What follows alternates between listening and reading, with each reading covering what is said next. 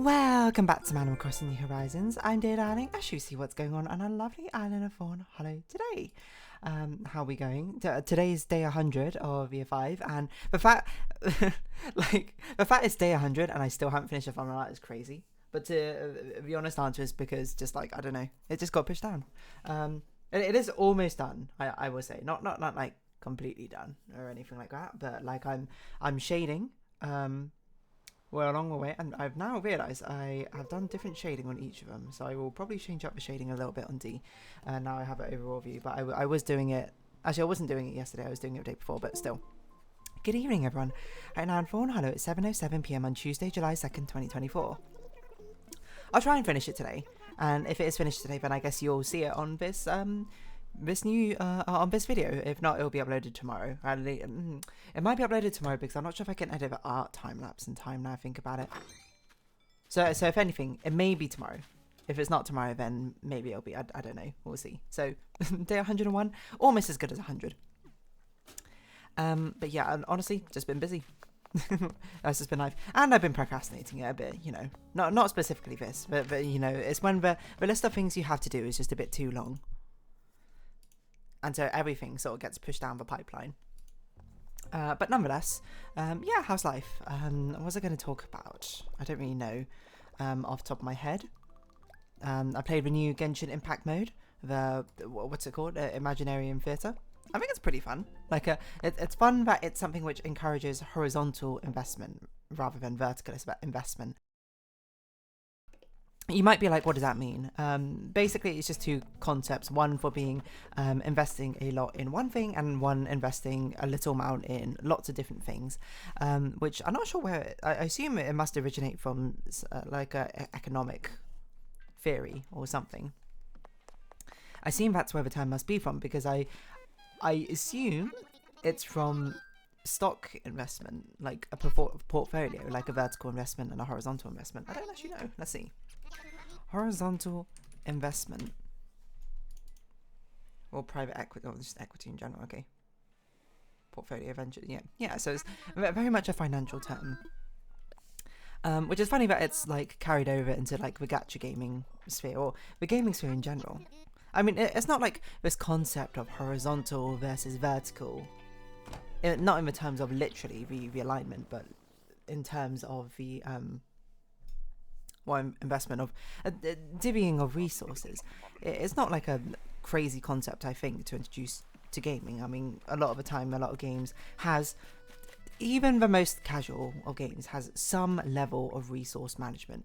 Like even maybe this one's not a great one. New Horizons isn't a great one to use as an example, because New Horizons has a lot of crafting in it, but like even in the previous Animal Crossings, you have investment of like both time and you have investment of bells, and like even the most basic, the most casual of games has some level of resource management investment which you need to sort of be wary of.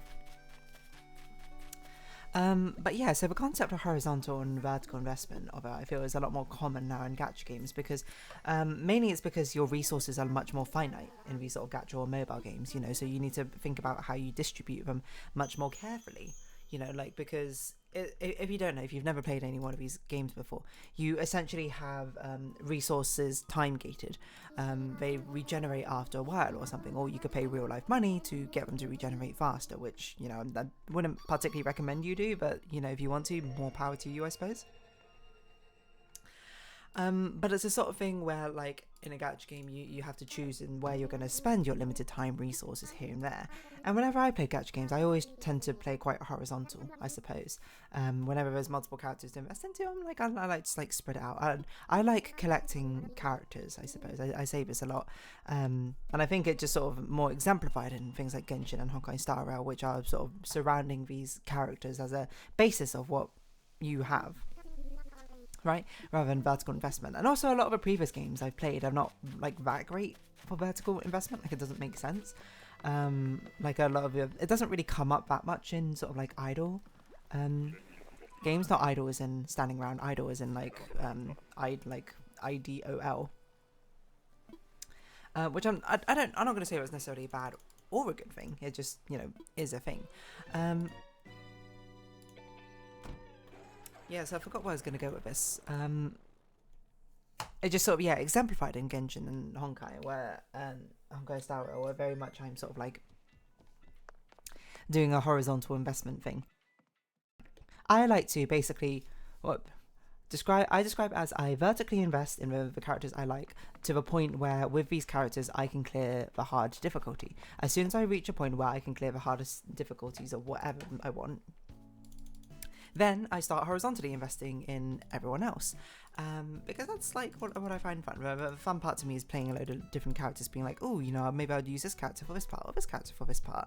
Having all the tools of a trade at your whim is kind of like, I don't know, I guess fun to a certain degree. Sue me. Yeah, so I don't know. I didn't really have much more of that sentence existing in my mind. That just is how it is, isn't it? But this new game mode very much encourages this sort of horizontal investment, because you kind of need like a huge amount of characters to play. Like the bare minimum to even get started in the game mode, you need 18 characters, all at level 70. All my characters are at least level 81, which you might be like, that's a little bit crazy if you actually play these games, or Genshin in general. But I have all my characters, leveled up, because I've invested time into all of them. Why not? Are they all like built with weapons and artifacts? I would say the majority. I would say about 70% of them are. The other 30% have probably weapons and artifacts, but they're probably not very good weapons and artifacts. They get like hand-me-downs on hand-me-downs on hand-me-downs on hand-me-downs, essentially.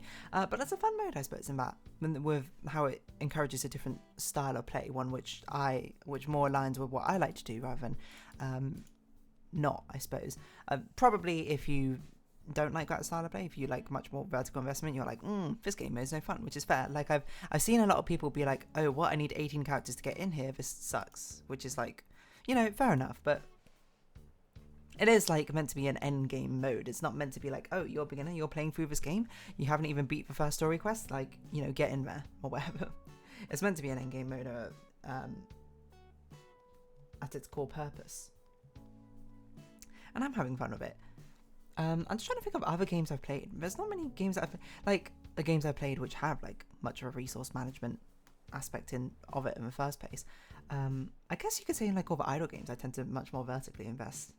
I just have my favorite characters which I pull for their cards, but that's because horizontally investing in idle games is not feasible unless you spend like thousands and thousands, because of a frequency of banners and things like that. It's more like, I suppose, Genshin and Honkai is they have that sort of gacha element of resource management, but they also have this other ongoing sort of level of resource management for like levels and artifacts and talents, etc., which the other gacha games I play don't have that, or like it's more pushed into the gacha. The gacha resource management is like the extreme part, and then like the actual in-game mechanics resource management is like trivial at this point. Like when you start out, it's certainly a lot more difficult, but now it's like now it's trivial. Like I have a ridiculous amount of the equivalent of like XP, books, etc. But I'm just trying to think of other games I play with resource management, which is not that many, to be honest. Of course, Glittermitten Grove. I played a little bit of that, of course, in my live stream last Sunday. The VOD of that you'll see uploaded to his channel this Sunday. So hold on to your horses for that. Which reminds me, actually, I do need to check something on that. Which is, it was not that one, it's this one, We Will Not Survive a Winter. I just need to double check something with that, but I will do that after. Yeah, horizontal vertical investment. Civilization is the only one I can think of. Horizontal versus vertical investment. I guess, did I like playing horizontal then? I guess so.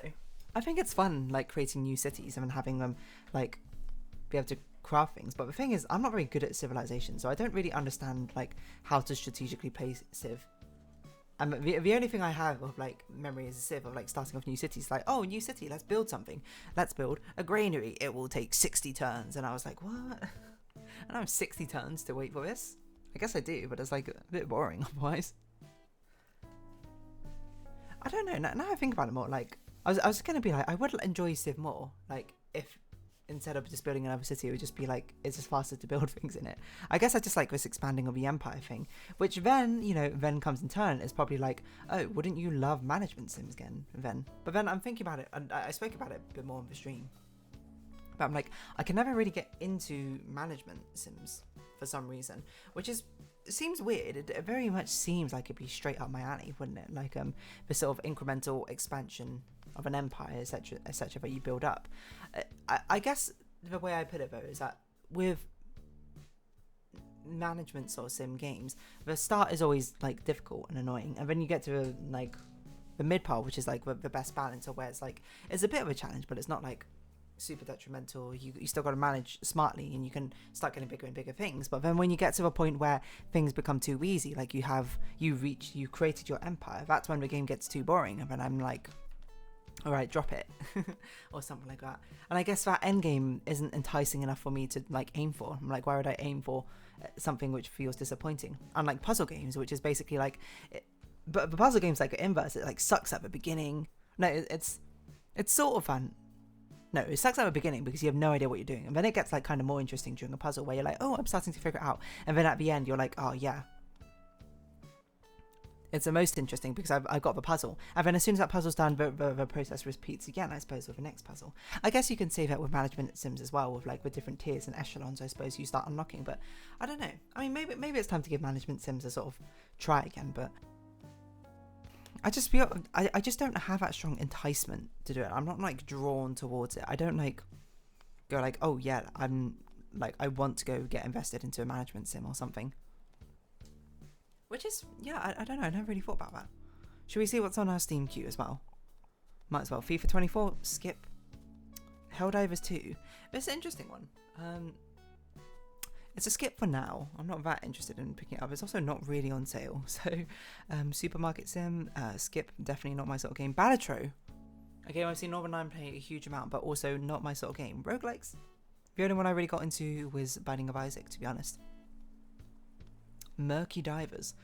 I don't even know what this is, but it seems like a multiplayer, like Lethal Company-esque sort of game. Aska? Don't know what this is. Looks like Horizon Zero Dawn. Horizon Zero. Persona. Persona's what, like a game series I want to try at some point, but it's not that time. Little Kitty Big City. I've seen this around. This is like a sandbox game or something, isn't it? Oh yeah, my friend was that Hades 2. I should definitely play Hades 1 at some point.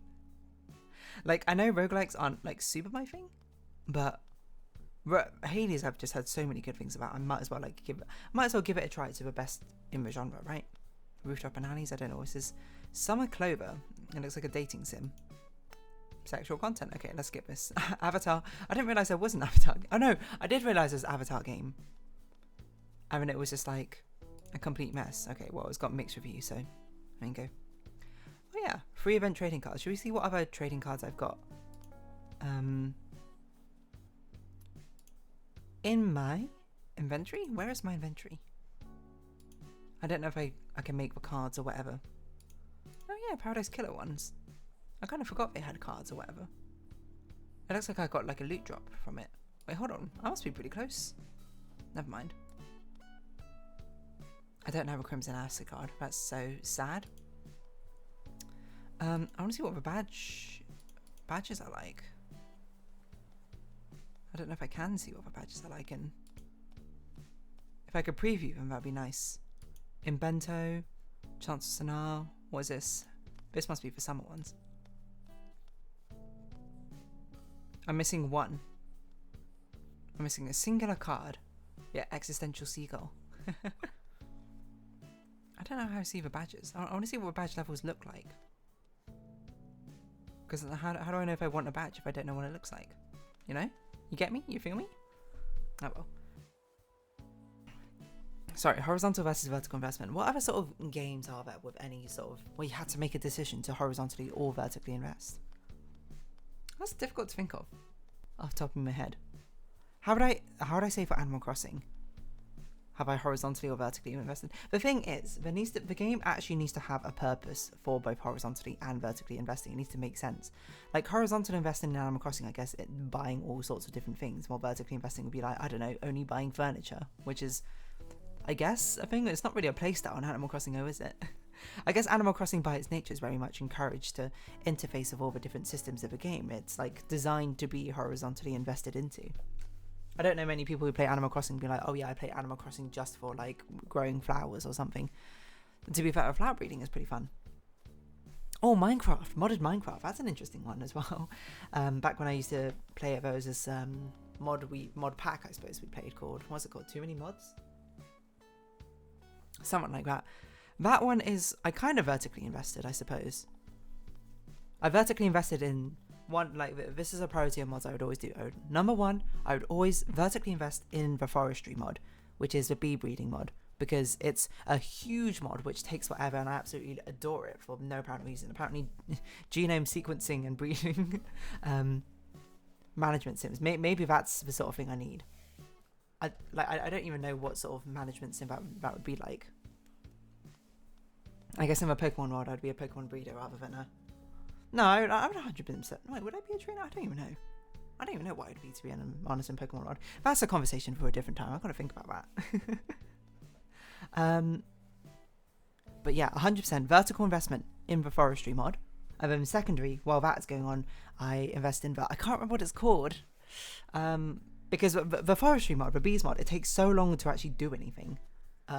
That by the time like I actually got anywhere, often the time we like stop playing or something, because it takes so long to get like royal jelly, which is like the first like major milestone which you like try and get.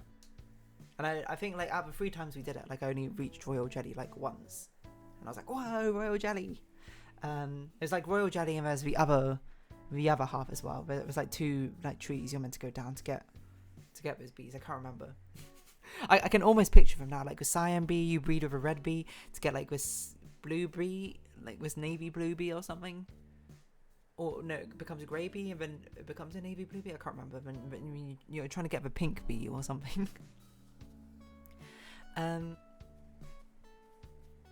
Yeah, so I used to do that. What's it called? It was called like Natura Magica or something. Minecraft mod natural magic. It's something along those. It's not called natural magic. It's called Botania. I think that's it. Yeah.